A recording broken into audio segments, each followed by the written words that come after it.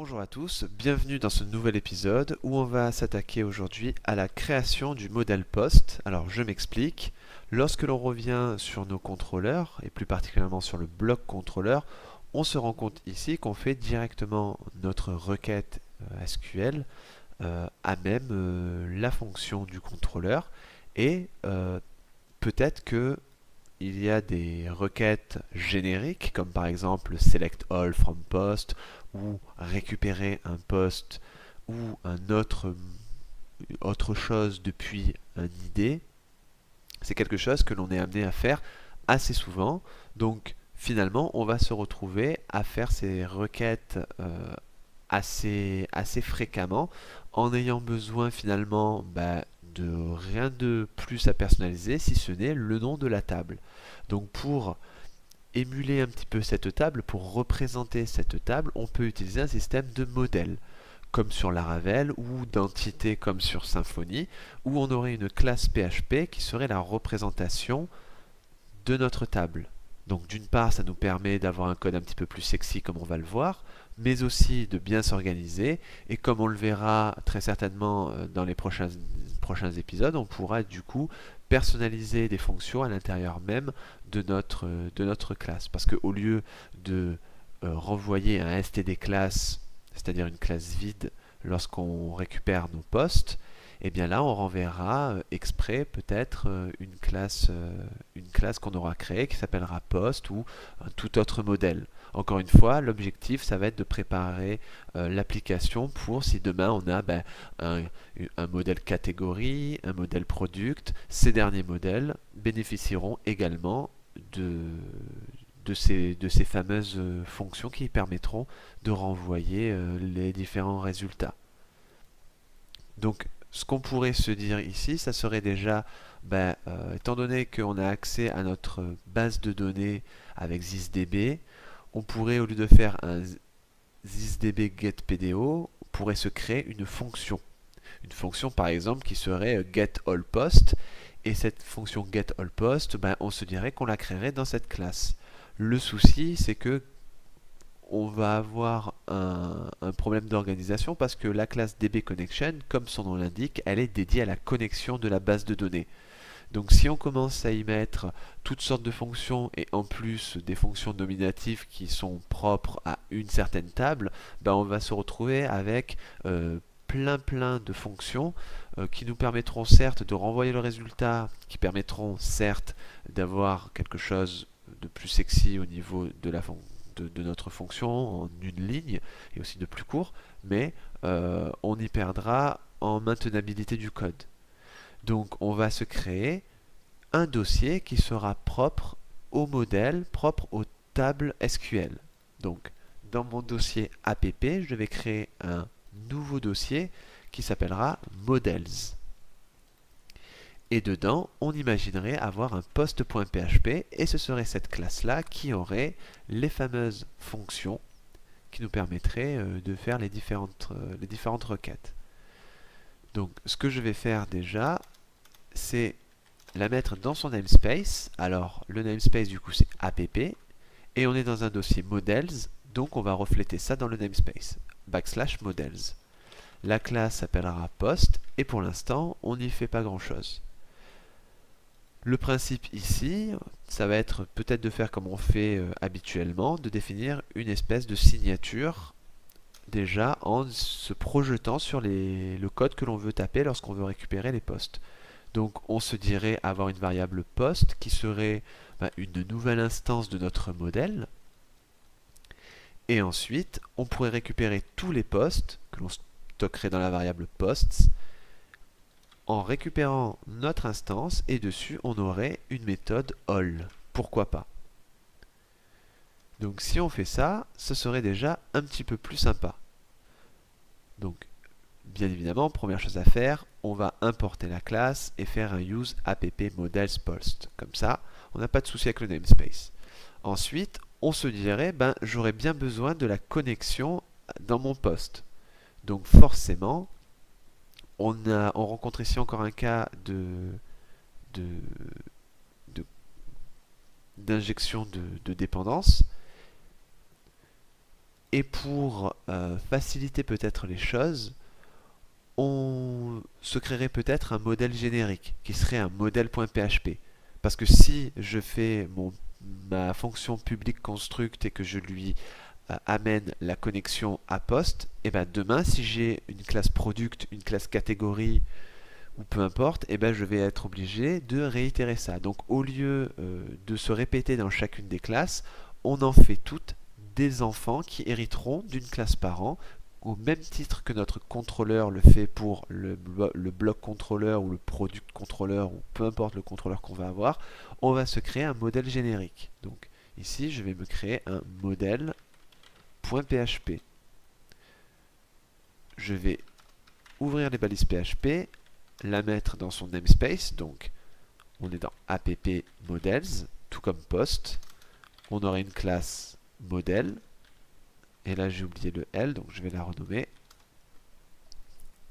Et en revanche, cette classe modèle, elle aurait donc un attribut en protégé, parce qu'a priori la connexion, on la ferait que au sein de ces classes enfants, donc on laisse ça en protégé, et on aurait une public function construct, et elle attendrait du coup une connexion de type dbConnection. Donc on va juste l'appeler db, on va importer la classe, ici je fais un use database /dbConnection, et là je dirais que thisDB sera égal à la variable db. Donc j'y stocke du coup ma connexion à la base de données. Parfait. Pour le coup, maintenant si je reviens dans mon bloc contrôleur, et que j'enregistre, normalement il est censé me souligner mon poste en me disant que il attend quelque chose à l'instanciation. Il attend cette fameuse variable db. Donc on va lui envoyer. Pour ce faire, on va se rendre dans le contrôleur. Et ici, on sait qu'on a la connexion stockée dans la variable db.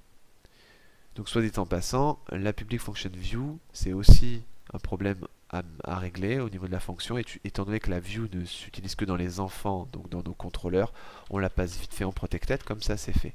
De la même façon, la classe contrôleur, c'est une classe qui n'est pas qui ne sera jamais instanciée, donc on peut la passer en classe abstraite.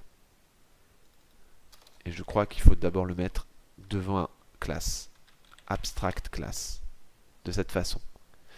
Notre classe modèle, ce sera également une classe qui ne sera pas directement instanciée. Donc on va également la passer en abstract. Bon, ça c'était pour le détail. Donc l'idée ici maintenant, c'est de se créer un getter, c'est-à-dire une fonction qui va nous permettre de récupérer la connexion à la base de données. Donc on va la passer en public parce qu'on ne va pas forcément l'utiliser. On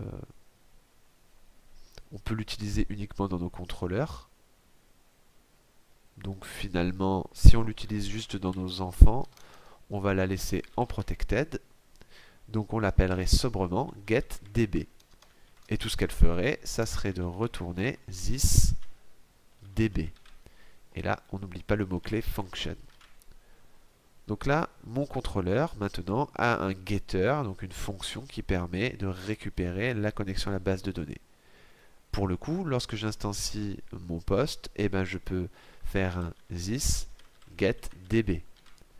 Puisque j'y ai accès, étant donné que je suis dans bloc contrôleur, que bloc contrôleur étant de contrôleur et bénéficier du coup de sa fonction. Donc là, on aurait instancié déjà le poste en lui passant la connexion à la base de données. Ensuite, à partir de cette variable post, donc de cette instance post, on a besoin d'une fonction all. Donc la fonction all, c'est également une fonction un petit peu générique, parce que finalement, c'est juste select all from le nom de la table, qui lui devra être dynamique, et puis après on peut éventuellement laisser order by created at desk, parce que je pense que en règle générale, on récupère toujours en faisant un order by en décroissant. Donc après, vous pouvez supprimer cette portion de la requête si ça ne vous dit rien, moi je vais la laisser. Donc ce que je vais faire, c'est couper ces lignes de code et laisser comme ça devrait être à la fin de la vidéo. Donc là, je ne vais pas forcément créer ça dans mon modèle post pour la simple et bonne raison que la fonction all et également la fonction find by id, eh ben, on va peut-être en avoir besoin dans tous les autres modèles. Donc étant donné que c'est une fonction un petit peu générique, eh bien, on va la laisser dans notre modèle.php. Et les autres modèles qui en héritent, du coup, en bénéficieront. Du coup, pour en hériter, on fait un extends modèle. Donc ce qu'on va faire, ça va être de se créer du coup une fonction protégée.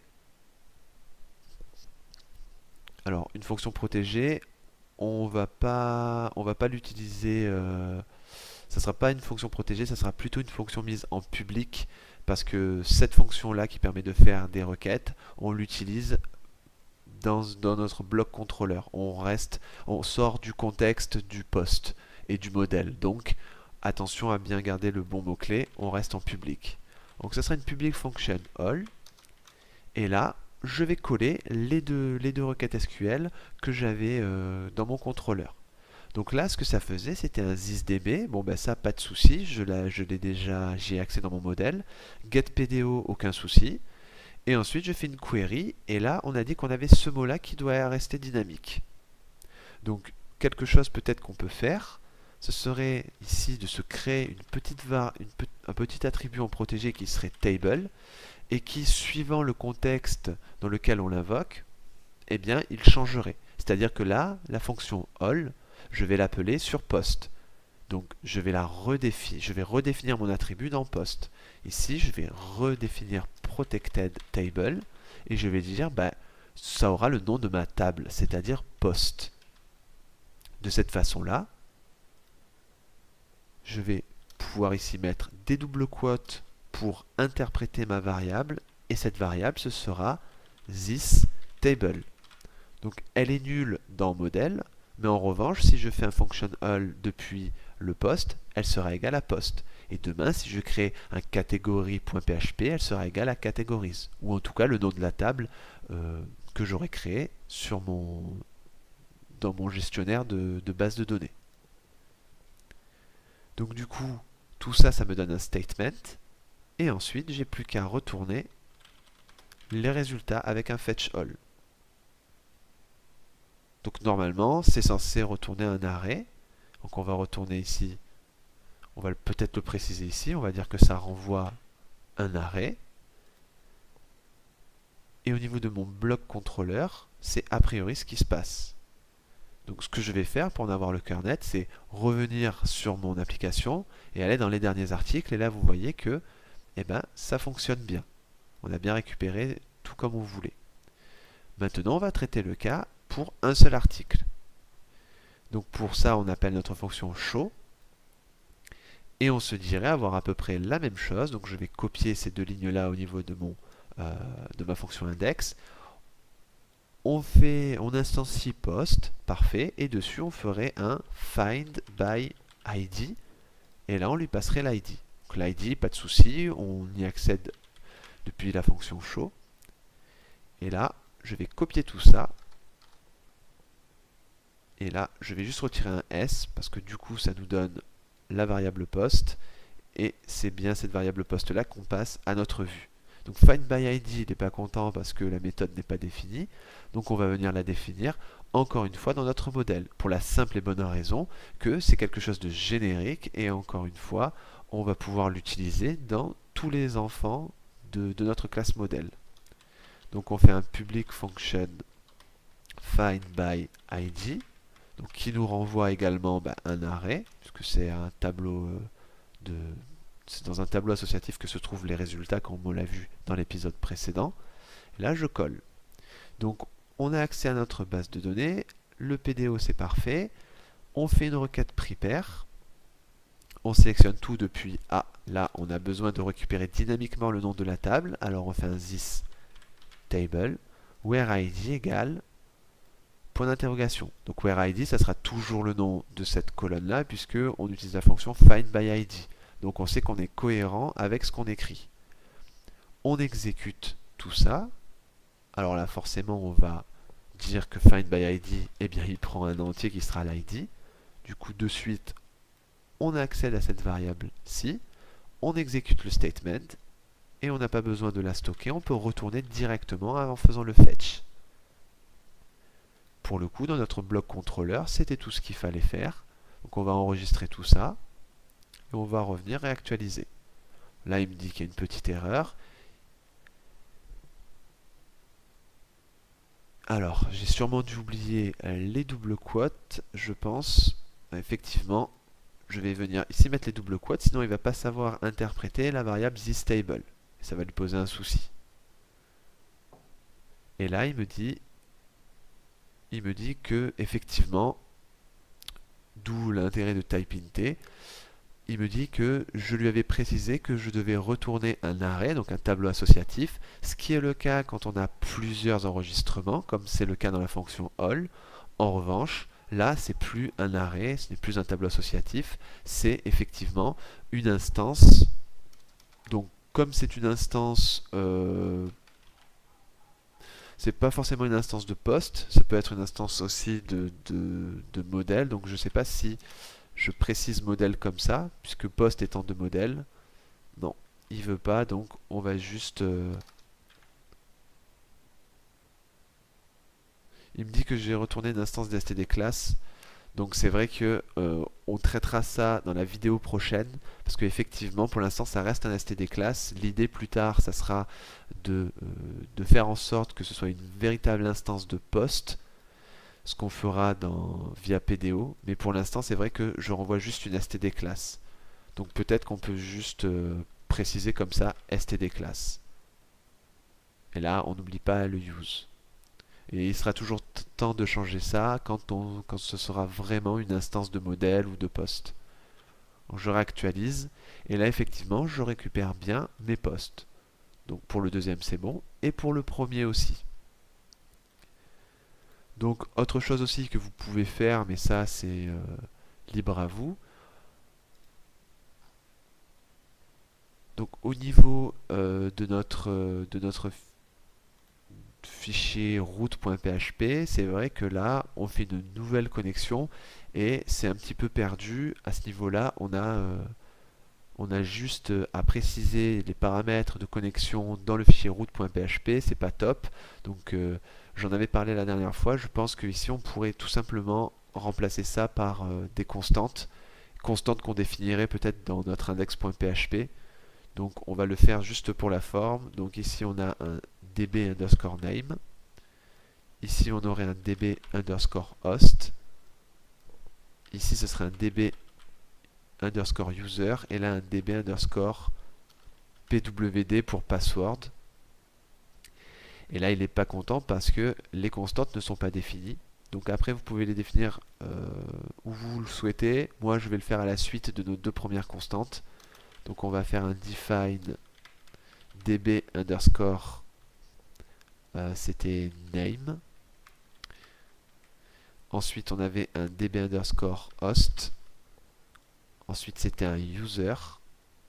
Et enfin le password. Donc là le name pour le coup c'était my app, donc le nom de ma base de données. Pour le host c'est localhost ou 127.0.0.1. Le user c'est root et il n'y avait pas de mot de passe. Voilà.